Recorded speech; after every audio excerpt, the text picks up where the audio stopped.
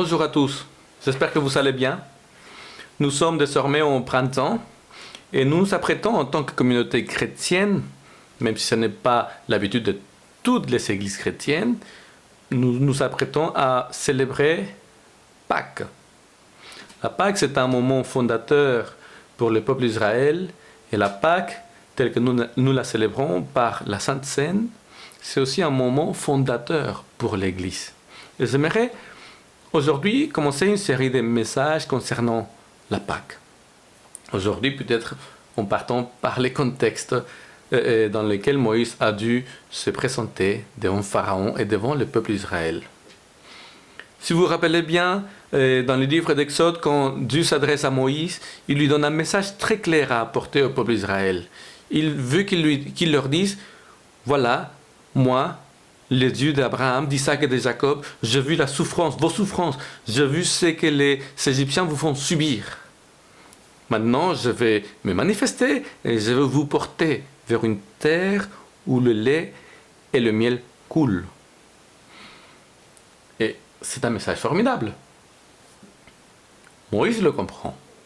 Mais avant qu'il n'aille vers le peuple d'Israël, il a dû régler quelques différends avec le Seigneur. Du style, le Seigneur qui lui dit, tu dois aller, et Moïse qui dit, non, j'y vais pas. Oui, tu vas. Non, oui, je ne veux pas. Si tu vas. Non, je ne veux pas. Si, d'accord, j'y vais. Une fois qu'ils ont réglé leurs différends, Moïse part vers l'Égypte, va parler aux anciens du peuple d'Israël, tel que le Seigneur l'a demandé, et les anciens l'ont reçu pas du tout. Les anciens n'ont pas cru à son message. Et c'est compréhensible. Vous imaginez, après plusieurs centaines d'années dans l'esclavage, après plusieurs centaines d'années dans lesquelles certainement ils savaient prier, ils savaient demander, ils savaient jeûner. Bon, je ne sais pas s'ils mangeaient beaucoup, mais en tout cas, ils savaient demander au Dieu de leurs ancêtres de les libérer et rien ne se passait. Tout d'un coup, il y a quelqu'un qui apparaît et qui dit « c'est bon, cette fois-ci, c'est bon, je vais vous libérer, dit le Seigneur ». D'autant plus que la personne qui venait leur annoncer la libération n'était pas un inconnu tout à fait. C'était Moïse. Qui était Moïse? Moïse était l'ancien prince d'Égypte. Moïse était celui qui, alors qu'il avait le pouvoir en main, il avait essayé de libérer le peuple d'Israël et il n'avait pas réussi. Ça avait été un échec retentissant. Moïse était un raté. Maintenant, il revient, il est berger, il ne parle même plus la langue d'Égypte. D'ailleurs, c'est Aaron qui doit traduire. Comment pouvait-il être crédible aux yeux des anciens d'Israël?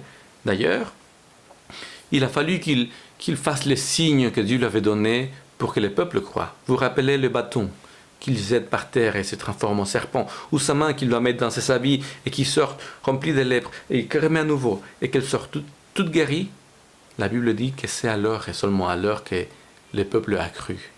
C'est alors que le peuple s'est prosterné et adoré parce qu'ils ont su que le Seigneur les avait visités, qu'il avait vu leur souffrance et qu'il allait agir en leur faveur. Moïse, selon Dieu l'a demandé, avec les anciens du peuple d'Israël, se rend voir Pharaon, et là il va lui dire, laisse partir le peuple au nom de Dieu. Laisse qu'ils aillent et offrir des sacrifices à 3 jours de marche. Quelle a été la réaction de Pharaon? Terrible. Pharaon ne voulait pas laisser partir le peuple. Et au lieu de simplement rien faire ou ignorer la requête, il a endurci ses lois contre le peuple d'Israël. Et ils ont souffert plus que jamais, au point que le peuple s'est retourné contre Moïse. Il a dit, mais c'est ta faute. Depuis que tu es venu, les choses sont pires. Au lieu de liberté, qu'est-ce que tu nous as amené? Et Moïse lui-même, il se retourne vers le Seigneur. Il dit, mais Seigneur, mais qu'est-ce que tu fais? À quoi ça rime? Nous avons un message. Nous avons reçu un message à transmettre à cette génération. Un message de liberté. Un message de paix au milieu de la tempête. Nous avons été libérés. Nous sommes libres au milieu d'une humanité enchaînée. Enchaînée par la maladie, enchaînée par les préoccupations, enchaînée par les finances, enchaînée par les que dira-t-on, enchaînée par tant de choses. Et la pire des chaînes, c'est cette image distorsionnée que l'humanité a de Dieu, notre Père. la pire des chaînes, c'est cette façon erronée de concevoir et comprendre le salut que le Seigneur nous offre. Nous avons un même message que Moïse. Et nous avons les mêmes défis que Moïse avait. Vous vous rappelez, Moïse, une des choses qu'il a dit à Dieu, mais Seigneur, je ne sais même plus parler la langue. Nous parlons la langue de nos pays. Mais est-ce que nous parlons le langage de nos concitoyens? Qu'est-ce que ça veut dire? Je pense que très souvent, nous, on a prêché la loi et on a oublié de prêcher les législateurs.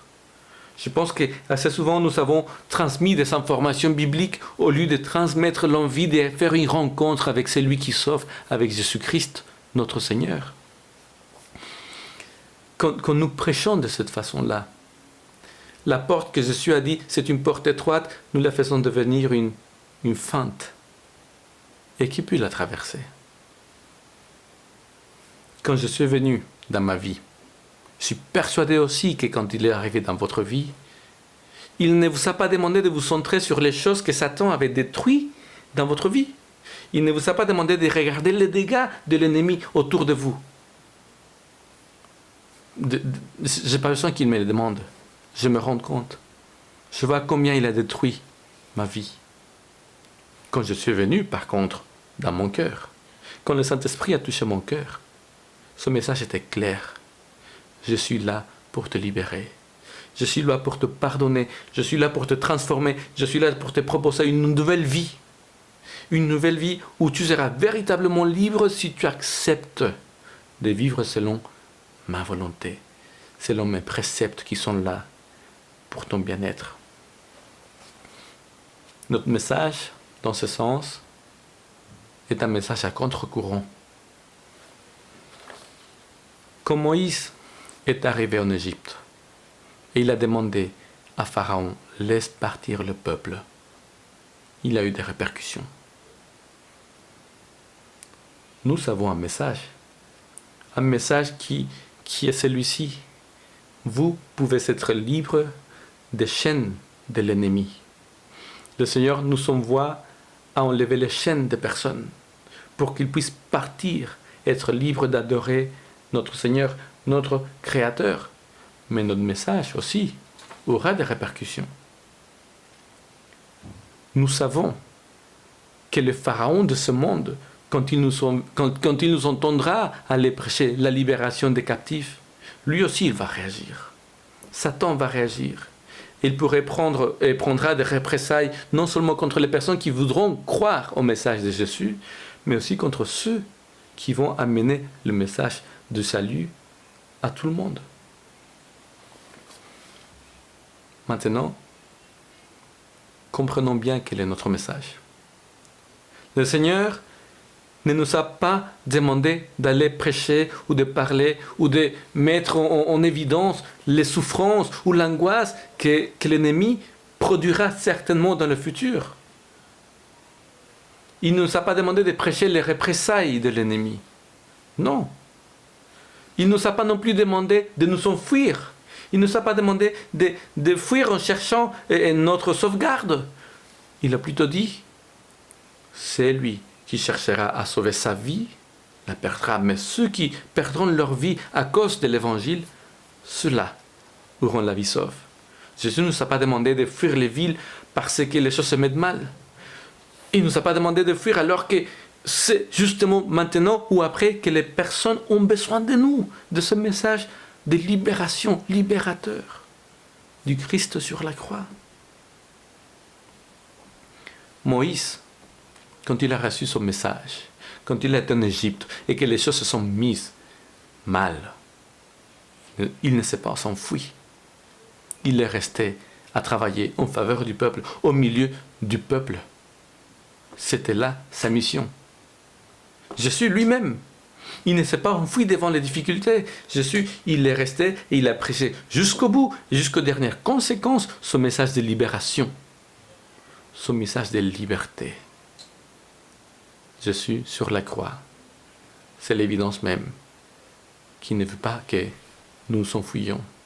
C'est lui le centre de notre message. quand Moïse a été envoyé en Égypte, son message était « Vous serez libres ». Et Moïse ne s'est pas amusé à commencer à prêcher sur les 10 plaies. Il ne s'est pas amusé à commencer à dire il y aura combien de plaies ou dans quel ordre vont-elles arriver et jusqu'à quand vont-elles s'étendre. Ce n'était pas le message. La mission de Moïse était celle de conserver dans le cœur du peuple d'Israël, au beau milieu des plaies, une partie desquelles les sont aussi affectés eux. Il fallait qu'ils conservent dans leur cœur la certitude du salut promis. C'était ça sa mission. C'est aussi là notre mission. N'altérons donc pas notre message. N'adultérons donc pas notre mission.